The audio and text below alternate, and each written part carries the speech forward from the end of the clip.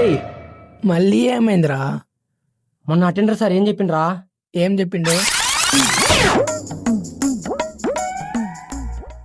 రే తమ్ముళ్ళు, వార్డెన్ 3 రోజులు ఊరికి పోయిండు. ఏం పెంట పండుగ కన్నా సైలెంట్గా కొనండి, ఓకేనా? Okay sir. అంటే ఆ రూమ్లో